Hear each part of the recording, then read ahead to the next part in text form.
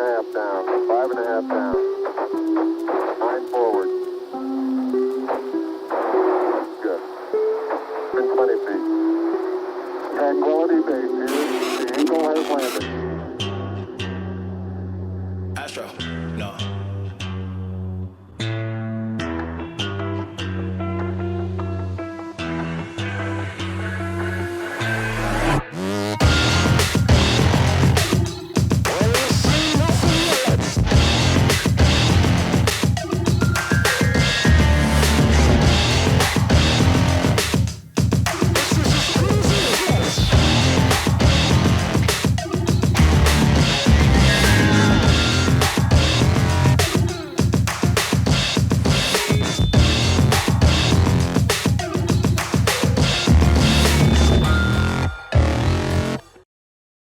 Bienvenue dans cette vidéo. Dans cette vidéo, on va parler du cas Jake Paul.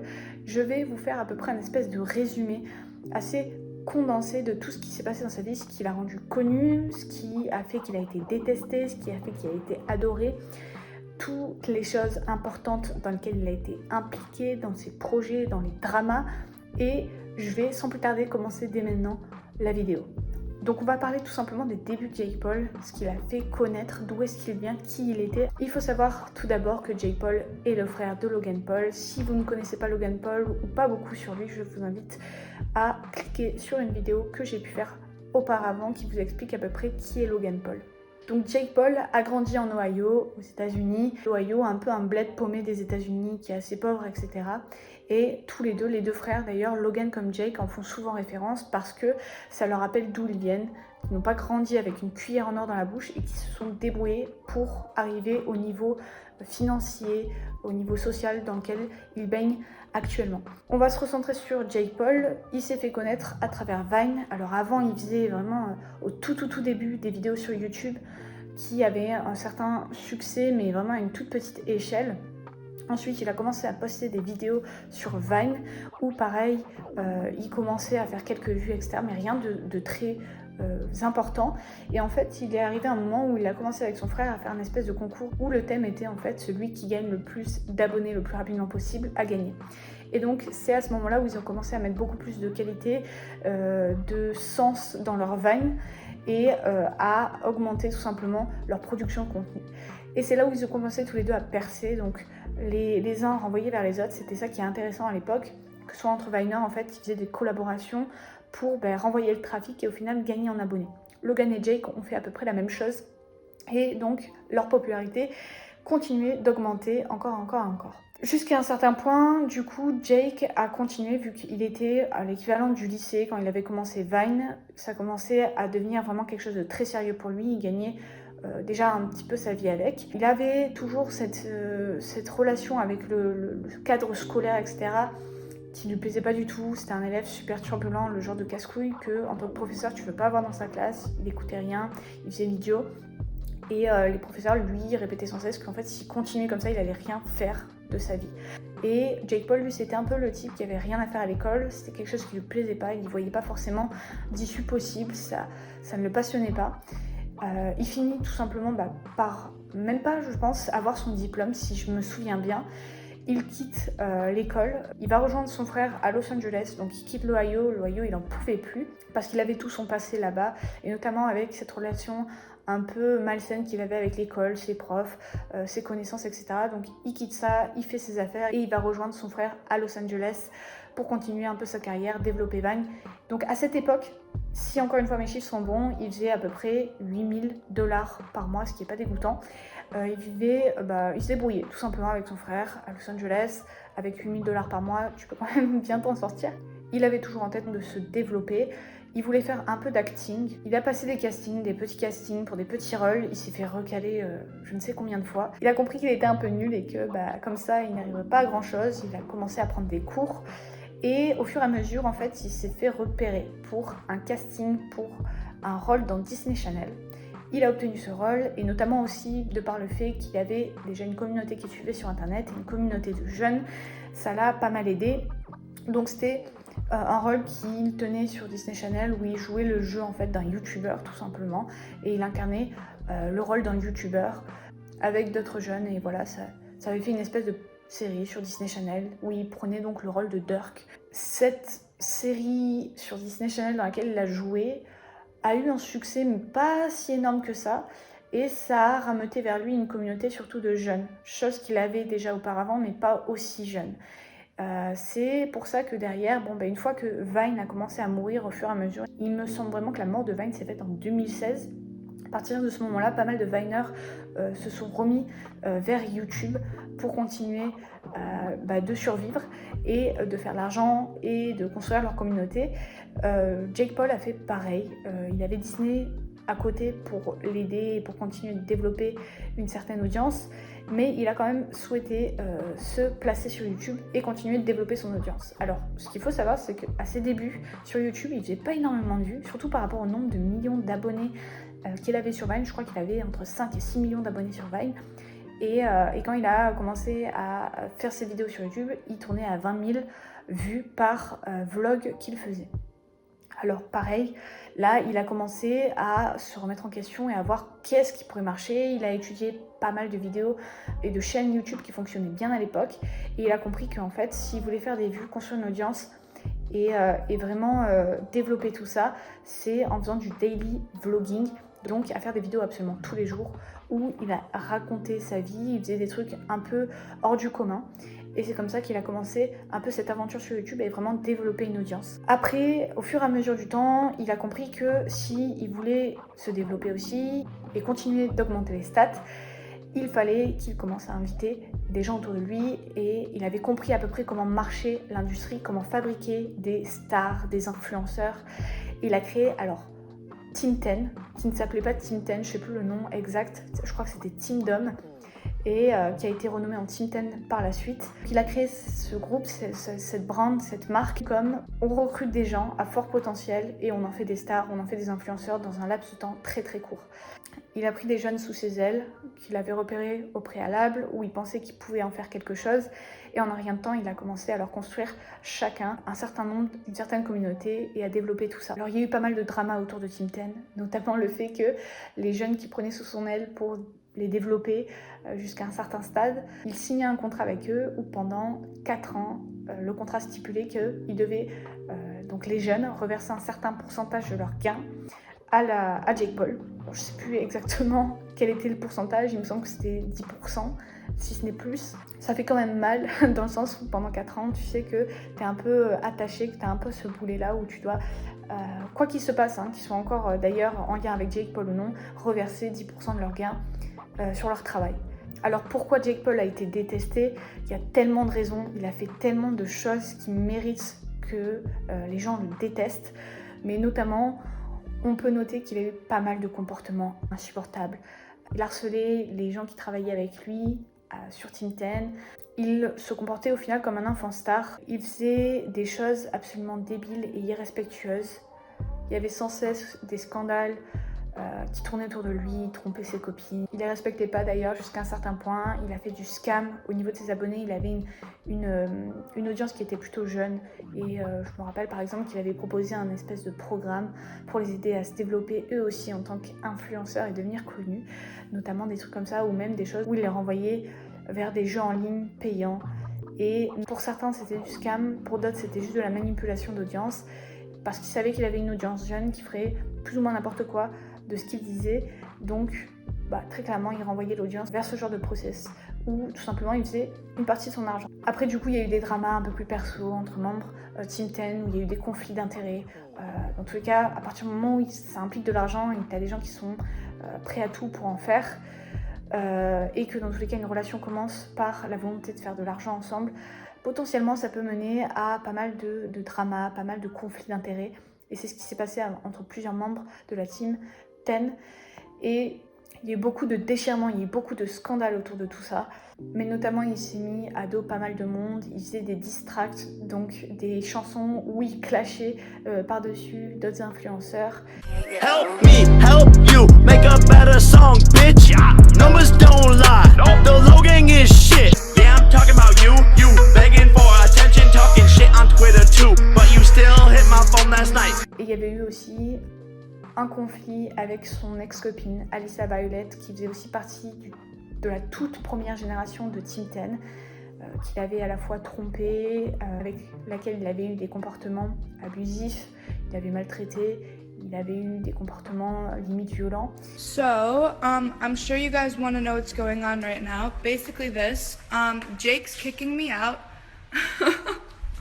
Donc, pas mal de choses qui ont été partagées sur les réseaux et qui ont fait que Jake Paul a vu sa popularité descendre. Pareil, il y a eu quelques scandales avec les médias, il n'avait pas forcément une bonne relation avec les médias américains. Il essayait toujours de faire plus, de provoquer. Dans tous les cas, son but à lui, c'était pas de se faire aimer, c'était de faire du buzz, d'attirer l'attention sur lui parce que c'est ça qui marchait, que les gens l'aiment ou le détestent, ça lui ramenait toujours un certain gain financier et c'est ce qu'il cherchait en particulier à travers tout ça.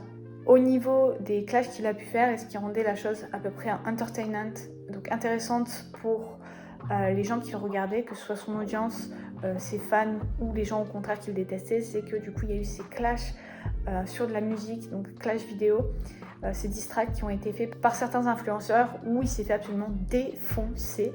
Les gens ont adoré du coup de voir le mec qui déteste se faire défoncer par d'autres influenceurs. Donc comme je vous en avais parlé, il y avait eu cette histoire avec Alyssa Violet et cette dernière en fait a fait un rap avec Rice Gum, un autre influenceur très connu aux USA et où ils ont absolument détruit Jake Paul. Je vous mets plusieurs extraits pour que vous puissiez voir le niveau. I could tell that you came with a Disney flow. Hey, ain't nobody ever heard about your Disney show. Get girls, but the hooker said you paid for it. Me and Rice in a house with like 8 floors. Ride your brother's nuts, you're a squirrel for his acorn. You should've never cheated now, never cheated now. Got fame from your brother now, from your brother now. And he's about to kiss her now, better kiss her now. Now I'm on the bigger things, bigger things.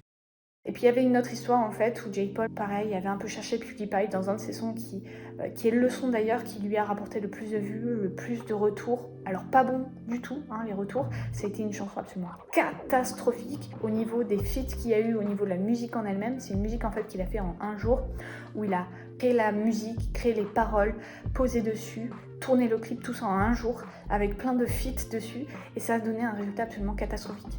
Tattoo just for fun. I Usain Bolt and run. Catch me at game one. I cannot be outdone. Jake Paul is number one. It's every day, bro. It's every day, bro. It's every day, bro. I said it's every day, bro. Le truc, c'est que par contre, et c'est ça qu'il voulait, c'est que cette vidéo, c'est l'une des plus vues de sa chaîne. Je crois qu'il a fait quelque chose comme 280 millions de vues, ce qui est énorme. Et par contre, il s'est fait détruire derrière par toute la communauté des influenceurs de YouTube. Et notamment dans cette musique vidéo, il fait un petit clin d'œil à PewDiePie, mais qui est un peu en mode une menace. Il fait un petit clin d'œil, une petite pique à PewDiePie, je vous la mets directement. Voilà, qui représente un peu une menace, où il fait un peu le mec menaçant. PewDiePie lui a répondu de cette manière. You need to see Jake Paul's music video. He dissed you. Jake Paul did. What did he say in his video? Been on YouTube in 6 months. Never done before. Past all the competition, man. PewDiePie is next. First of all, who the fuck is JP? Who the fuck is Jake Paul? I wanna die more than I've ever died before. Et donc ce qui a nourri encore plus le drama, et Jake Paul d'une certaine manière, et attiré encore plus le regard sur lui. Alors il y a eu aussi une étape qui a été très marquante, que ce soit pour son audience, pour Jake Paul, et qui a pris un gros tournant, ça a été son clash avec son frère, donc Logan. Vous en avez peut-être entendu parler vaguement, parce que ça fait beaucoup de bruit à l'époque. Donc Logan et Jake sont entrés en clash. Alors je ne me rappelle plus exactement le pourquoi du comment ça a commencé, pour être tout à fait honnête. Mais ça a suivi, je crois que Jake avait lancé encore une fois une pique à Logan dans une de ses vidéos, un de ses sons, et Logan n'a pas du tout aimé. Il a répondu d'une manière mais tellement violente que ça a fait une histoire pas possible. Donc je vous mets encore une fois quelques extraits pour que vous puissiez voir. Let's talk about your garbage that you call a song. Made you famous once, it's about to happen twice. Don't forget, boy, you were my shadow on Vine.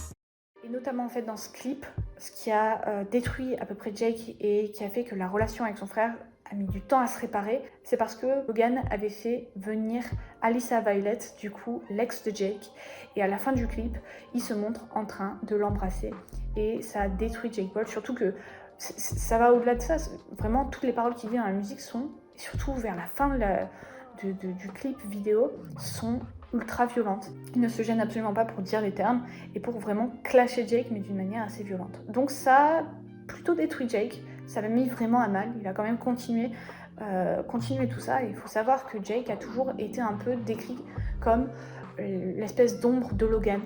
Tout ce que Logan a fait, Jake Paul était derrière et en fait a profité aussi de toute la visibilité qui a été accordée à Logan pour lui grossir et grandir à travers.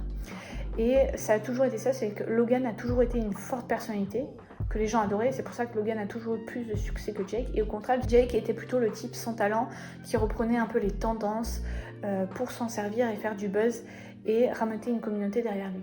Il n'a jamais eu vraiment une personnalité propre, super intéressante comme Logan avait par exemple, qui a fait que ça l'a rendu connu et adoré du public. Non, lui c'était plutôt surfer sur les tendances, les scandales. Il faisait beaucoup de pranks et c'est d'ailleurs aussi pour ça qu'il a été pas mal détesté parce qu'il maltraitait son équipe, les gens avec qui il habitait, son voisinage, etc. à cause de ses pranks absolument débiles.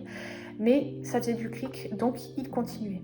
Une autre étape qui a été importante, c'est comme ça en tout cas qu'il le vit, un changement drastique, c'est que vous en avez aussi peut-être entendu parler, Logan Paul s'est mis en clash avec KSI, l'un des plus gros youtubeurs anglophones qui avait, au moment où ils sont rentrés en clash, KSI avait 21 millions d'abonnés, Logan en avait moins. Il était moins connu que KSI. KSI était vraiment très connu dans le monde de YouTube. KSI, en fait, appelle Logan pour un combat de boxe. Il appelle pas Logan en particulier, je vous mettrai encore une fois l'extrait vidéo. Il appelle l'un des frères Paul à combattre. Jake Paul, Logan Paul, any of the Pauls, I don't care. Alors au départ, Logan et Jake le prennent un peu au second degré, répondent pas réellement directement. Ils disent bon, viens, tu vas te battre avec notre père parce qu'on te respecte tellement pas qu'on va te faire combattre avec notre père. Tu as dit un Paul en particulier, t'as pas dit qui, on va te mettre avec notre père. Et puis au final, ils commencent après à y réfléchir. Et c'est Logan au final qui va partir au charbon et qui va aller faire un combat contre KSI. Mais Jake Paul, encore une fois, dans l'ombre de son frère, a décidé que lui aussi voulait participer à tout cet événement. Et je pense que surtout à l'époque, il avait peut-être un peu de doute par rapport à ses performances pour battre KSI, donc c'était mieux que le grand frère s'en charge. Et même pour Logan, comme Logan avait une meilleure vision du business, etc., il savait que c'était une opportunité pour lui de se redonner une image, parce que tout ce qui s'est passé, alors c'était pendant ou légèrement avant le scandale qu'il y avait eu avec la Suicide Forest, où il avait filmé un cadavre. Ça aussi, vous avez sûrement entendu parler, je ne vais pas m'attarder sur ce sujet parce que c'est pas le but de la vidéo. Mais en fait, KSI lui a permis de se racheter, de retrouver une communauté, parce que en fait, la volonté du grand public, c'était de le voir se faire défoncer par KSI. Et c'est grâce à ça, au final, qu'il a pu reprendre un second souffle dans sa carrière et se rattraper par la suite. Donc, pour en revenir à Jake Paul, lui a décidé de rentrer en combat avec le petit frère de KSI, qui s'appelle Deji, qui avait une communauté absolument rikiki par rapport à son grand frère et par rapport à Jake aussi, qui était moins connu que Jake. Et il lui a dit « Ok, mon grand frère combat KSI, moi je veux combattre le petit frère de KSI, comme ça fait sens, etc. etc. » Donc, le truc qui est un peu paradoxal, c'est que KSI lui avait fait de la boxe, avait déjà fait des combats de boxe et s'était même battu contre un autre youtubeur précédemment avant de proposer à Logan. Enfin au frère Paul de manière générale. Tandis que Deji, lui, c'était vraiment un gamer de base, il avait jamais fait de sport de sa vie, jamais bougé de sa vie et encore moins fait de boxe. Tandis que Jake Paul, c'était plus de clichés américains, qui avait toujours fait du sport, qui avait toujours été doué dans le sport, etc. Donc tout le monde savait au final que, même avant que le match commence, que Jake Paul allait gagner. Mais bon, ils se sont préparés, Jake Paul a découvert la boxe parce que malgré tout, même s'il avait fait beaucoup de sport, il n'avait jamais fait de boxe auparavant. Il s'y est vraiment mis et pris la chose à cœur. Il continuait de faire des vidéos à côté, toujours dans le même thème que ce qu'il faisait auparavant, mais il s'entraînait beaucoup en boxe, il s'entraînait dur, et le fight contre Deji arrive, il le gagne, alors d'une manière moins exceptionnelle que ce à quoi le grand public s'attendait, mais il le gagne, et là il comprend que c'est vraiment son truc, que la boxe c'est vraiment sa passion. Il continue en fait de se développer à travers ça, donc il affronte Deji qui gagne, et là en fait il se dit il est temps de passer à autre chose, il est temps de passer au niveau supérieur. Et ce niveau supérieur, je vous fais le teasing pour la prochaine vidéo, je vais découper en fait cette vidéo en deux parties parce que sinon ça allait faire une vidéo trop longue pour moi. La deuxième partie arrive la semaine prochaine où je vous parlerai de la suite de la carrière de Jake Paul et ce qui la rend d'autant plus fascinante, comment il a réussi en fait de passer d'un gamin de Disney qui venait de Disney, qui était détesté par les gens, à un boxeur en devenir, multimillionnaire, qui se bat avec des pros, MMA, maintenant boxe avec Tommy Fury, et qui, je pense, a un avenir absolument incroyable qui lui a offert dans le monde de la boxe et qui pour sûr va faire beaucoup parler de lui. Au fur et à mesure des combats de boxe qu'il a pu faire, dont je vous parlais dans la prochaine vidéo, il a gagné le respect de beaucoup. et ça va être un sujet très intéressant. Donc je vous laisse avec cette vidéo, mais je vous dis à la semaine prochaine pour la suite, la deuxième partie sur la carrière en devenir de Jake Paul dans le monde de la boxe. Il y a des choses très intéressantes et étranges à la fois que j'aimerais vous partager autour de tout ça, mais qui va, je pense, vous fasciner. Je vous dis à la semaine prochaine pour la prochaine vidéo. Ciao, ciao!